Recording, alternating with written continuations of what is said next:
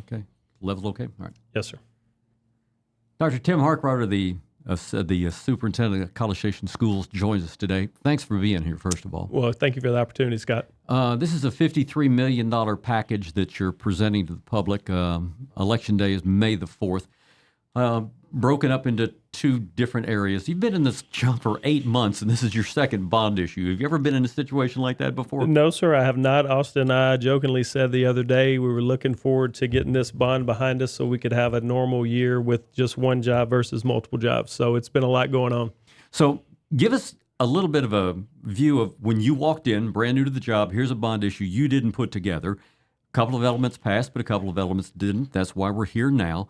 So tell me what the board did as far as an overview when they were wrestling with the idea of, are we going to turn right around and present another bond issue to the voters? Yeah, I think the first group in my mind and the board's mind was to get together with our long-term planning committee again and just visit with them and to see where they were as a new superintendent. And I didn't put the bond together. It was important to me to know where that committee was and what was the thought process of members of our community. I hadn't been here long enough to really have a pulse of that, so really depended on that 30 to 35 individuals to help us.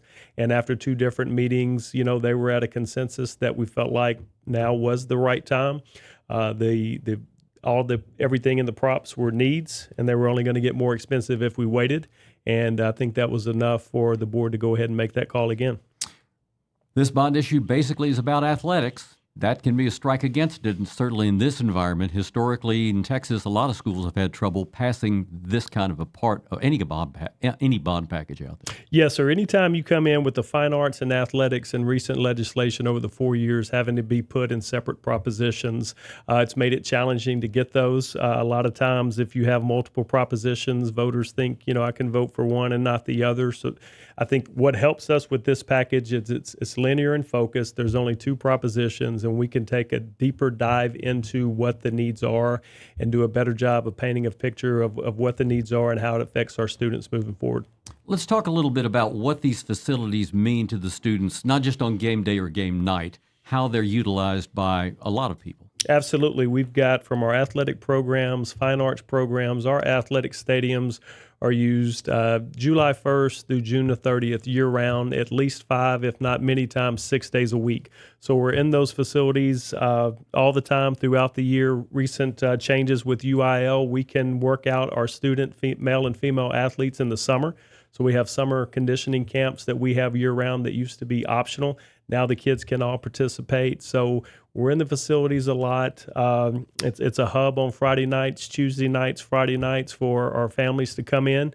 And we just feel like, as we've come through and identified these needs, this brings our facilities to a standard that we expect, which is excellent with our student athletes. So let's remind people of some dates. First with A&M Consolidated. When was this originally built, and when was it last improved in any way? Yes, sir. The athletic stadium and the field house was originally built in 1989. The actual field house took a little bit of a renovation back in 2008. Other than that, it has not been touched. College Station High School has been around for 12 years. Everything is as it was built 12 years ago. And just like taking care of a house over the course of years, things have to be taken care of. We don't build facilities to last 20, 25 years. We build them 50, 60 and on out, and we got to take care of those along the way. So my A&M Consolidated math tells me, that's a 35-year-old facility, basically. I don't think many of us live in houses that are 35 years old that we haven't done some sort of improvements. There are people out there who want to say, you're making this palatial. It seems to me it's more functional than fancy. Give us an idea of, for instance, the attendance. How many people were in A&M Consolidated when this was built, and how many are there now? Yeah, I think our capacity at the high school level has grown by over 1,000 kids over that particular time. I think you used the word of a functional space. That's something that definitely we're looking at, safe and functional facilities. And we're also looking at taking care of our existing facilities. We're not coming out and wanting to build a unified stadium that the two high schools would share, which would be north of $150 million. And they would not be used on a day-to-day basis. So we're taking care of the two athletic stadiums that are at both high school sites. Our kids are in them all day, every day, versus going out. It's a better use of funds versus building something that would not be used on a day-to-day basis. So Consolidated as old as it is, as you mentioned, College Station High now 12 years old. There are people that believe that this is kind of an us versus them, a thee rather than me situation. I want this, but I don't want it for you. And was there a feeling that that is what happened to these components of the bond issue the first time it came around? We have heard that it's coming in. Anytime you have two high schools in a one district, it gets competitive. You have a give and take, and I think the one thing that I've seen over the course of this last spring is our two high schools really coming together. Their social media accounts sharing the successes of each high school, and I tell folks all the time, we have a very unique perspective when you have one district with two high schools. The amount of success that we have in the classroom, on the athletic fields, in fine arts, they almost mirror each other. And that's really generally never the case. There's usually a have and a have not, or some one of the schools wins in these sports, the other one's in the other. And if you really look at paper and take the names off the top, the success of our kids at both high schools almost match each other, which is really cool and something as a district that we should embrace versus really trying to push away and create sides. We're one school district. We're working on a rebrand opportunity that really kind of, in my opinion, and it unites us as a school district versus divides us. So by comparison, and people simply drive by a campus, they don't necessarily see the facilities up close. Give us some sense of comparison between other 5A and 6A schools of similar age. Yeah, the move to field turf has really become common. Football fields have been this way for the last 15 years or so. Most every field in the area is a field turf material. Over the last 10 years, a lot of your baseball and softball complexes have moved to this. It's a stable playing surface. We all have a grounds crew that work on our campuses and work on our fields, but we're not dedicated to baseball and softball fields or even football field. If you have a grass football field on a day-to-day basis, you're coming in on game day and doing a lot of work. So the field turf in our mind for baseball and softball would save us close to about $230,000 a year in the maintenance and the upkeep that we have. And then our grounds crew are not having to divide their time up between that and other campuses. As far as us having to maintain and add more, it allows us to keep the personnel we have and take care of our facilities. There are going to be people who are going to ask, well, why do we need two different facilities? We've got two campuses. Why couldn't we have some sort of a universal place where these things could be taking place? The same thing on using existing facilities. Our existing infrastructure's there. It's a lot cheaper to go ahead and take care of the existing facilities that we have. And when you have two high schools, everybody wants their own home. That was the deal of high schools that have one or multiple high schools. They take on their own account. Do I build a facility that we share, or do we build our own individual that each person has their home? I think just in my short time here of knowing both high schools and the cultures there, they like their own stuff. And I think in our mind, that's why we were trying to take care of existing facilities versus doing something neutral. A lot of people who will vote or have an opportunity to vote on this have not ever had children in this school district. They've moved back here. Maybe they went to school here years and years ago.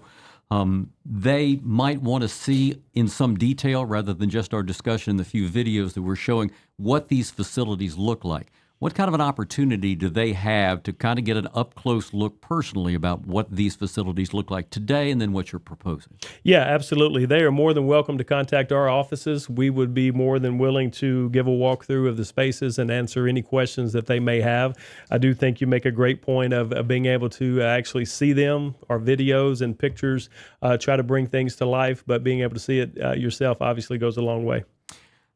Could you kind of quantify the outreach effort for this campaign and how it differed from the campaign to educate the electorate in the first bond issue? Yes, sir. We look at data metrics when we put things out on social media, what kind of play it's getting and interaction we're getting. A lot of our parents pay attention to their own particular school where their kids go, their social media accounts and emails, and maybe not quite as much from the district level if they're not exposed to the district. So we've taken our same approach at the district level, but pushed it on down to the campus level. So everything we're sharing as a district, our campuses are sharing it also. And we feel like that's allowed us to get the information out to a broader audience versus just everything coming just from us. Okay, let's have a look then. Let's kind of break this down. First, in A&M Consolidated High School Field House, what have you got planned for that as far as what it looks like now and what it's going to become? Yes, sir. Some of the functionality of the space will change a little bit as far as the relocation of our coach's office, where they've closer proximity and visual aspect into the weight room to be able to supervise kids. So right now they cannot see into the weight room. Right? Correct. They could not be in an office space. They would actually have to be in there. Monitoring kids and safety obviously is a big piece. We would add 8,000 square feet to the existing field house, which allows us to take our freshman football players that dress across the street and bring those kids into that facility. Baseball would also have a new locker room. We'd have 2 classroom spaces. All of our programs watch a lot of film, so we'd have classroom space there, and that actual extra square footage would also have a concession and restroom areas for the baseball field that would actually be inside that facility, versus right now those facilities are shared with our football stadium. Speak a little bit about sports that didn't even exist when A&M Consolidated was first built, and even when since it's been updated. I mean, there have been seems to be many sports that have been added. Have to be locker room, training room, dressing room facilities, and there are challenges there. Yeah, absolutely.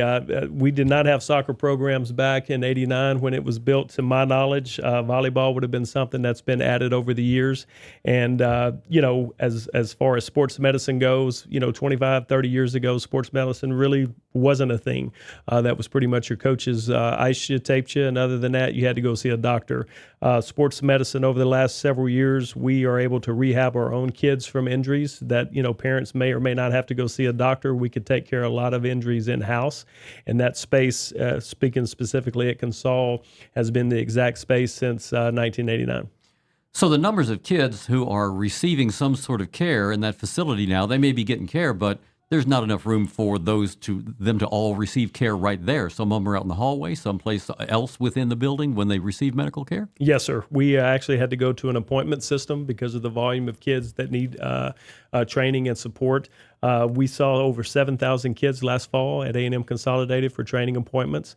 About 49% of our student athletes at Consolidated participate in co-curricular activities, and about 48% at College Station High. Both of those numbers are really high, and I attribute that to the success of our programs. Kids want to be a part of winners, and with that happens with sports medicine, obviously the more kids you will have injuries that we need to take care of. Final part of that I found very telling is I saw your ice tubs. There's no place for them actually within the building. They are basically outside. Yes, sir. They are outside, so obviously not a ideal location, especially to monitor kids for rehab and then have them take an ice bath. In the heat of the summer, ice melts pretty quickly, and obviously we take ice tub baths throughout the year. So when it's 30 degrees outside, it's a little problematic to put a kid in the ice tub when they're outside as well. Sure. Let's move to Tiger Stadium then, the renovation and the expansion that you've got planned there. Yes, sir. Tiger Stadium will go to capacity of 6,300. It's a little over 1,000 more seats. With that expansion, with ADA compliance, we have to have additional restrooms. Restrooms will also be renovated, as well as a new concession stand built and a new press box that will have functional space. Right now, everybody that needs to be in a press box on a Friday night, we do not have the space to have them there. If coaches come and scout, they have to sit in the stands. Press box is kind of a misnomer, really. Those are the minority of people who are in there now. You're exactly right. We may have a couple. Other than that, we've got radio guys, our AVP program, which is our group of kiddos in a program at Consol that video our games and show those. They actually have to set up a table behind the stands because there's not room in the press box for those kids to be able to run their operation. And then how many coaches, assistant coaches, are usually up there for each team? We probably have close to 8 to 10 coaches on each side. I think we have close to 15 or 16 varsity level coaches, so half are on the field and half are up in the press box as well. It's pretty tight quarters because, once again, 1989, I think, is the last time that press box has been updated. Well, up and down the stands for people of some age, there's a little bit of concern, obviously, there. Like you say, with the smaller bathroom facilities, that expansion could be a welcome change as Absolutely. I think the ADA piece of that comes into play. Having more restrooms available is just a better experience for our fans. Same thing on the concession stands. Right now, our concession stand kind of looks like a little snow cone shop there as kids are wrapped around the entire thing watching just about the entire game. And so you also have folks that won't even go down there because they don't want to have to miss half a quarter waiting to get a drink or a Coke or water or whatever they're looking for. Sure. Let's move to College Station, Cougar Stadium. Again, 12 years old, but tell us what we're doing over there. Same thing on the capacity. The seating capacity would go to 6,300 students. Restrooms would have to be added per code. Other than that, that takes care of their footprint. Their concession stand area is good. We have some concrete issues around a couple of areas with the visiting concession stands on the stadium and baseball and softball that would have to be redone. And the last thing is just some flaws with the design of the press box and some roof leaks. So really minor things there, as well as both high schools' existing track would be redone as well. The move Prop B, that's baseball and softball stadiums. What's the stuff there? Yes, sir. On all of them except A&M Consolidated High School softball, exactly the same. We're doing the field turf at all 4 campuses that would take care of a stable playing surface. Other than that, everything in existence stays the same. However, at A&M Consolidated High School softball field, we will change the press box and seating capacity there. It has not been touched in a while, and so that will get an uplift there at that softball field at Consol. What's the lifetime expectancy of that turf?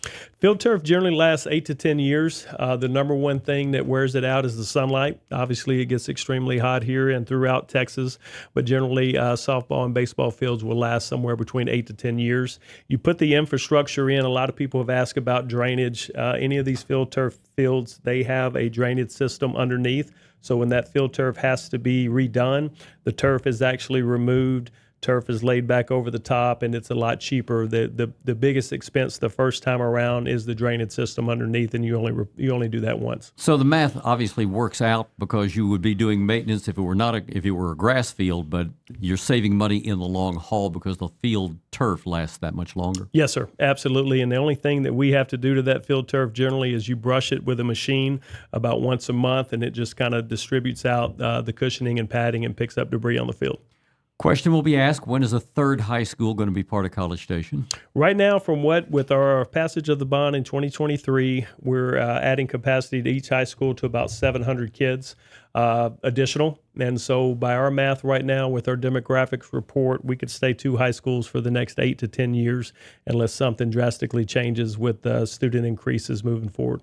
Then a new high school would then once again magnify the situation of the first campus. Is there a plan for a district-wide athletic building program for the future so that everybody stays about equal so that we don't have to have this big catch-up again on one campus as opposed to the other?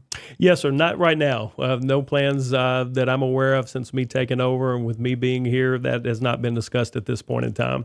I think what we've got to do moving forward and my new administration and kind of how we do business, we want to always be proactive in areas and issues that we're seeing, from whether it's a maintenance project or whatever we need to be done.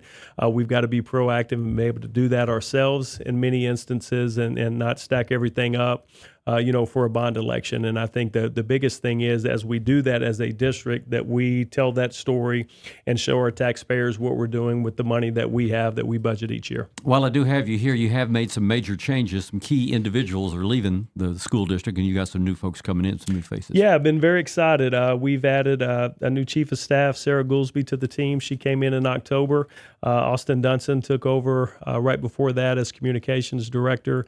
We have a new executive director of special services, Christy Beaudry, who is outstanding. A new assistant superintendent of teaching and learning, Panay Leifer, and a new CFO, Heather Wilson, that we've hired. She's in transit right now. And then we have a new executive director of facilities that we should name tomorrow night. So it's been a lucky combination for me. We've had some folks retire and some folks relocate. And so being able to come in and build a team we're excited about. They're all committed to the success of College Station ISD, and I think they're all a great fit with our organization. Anything we haven't covered today? I don't think so. We just appreciate our taxpayers. We appreciate the opportunity to put something before them.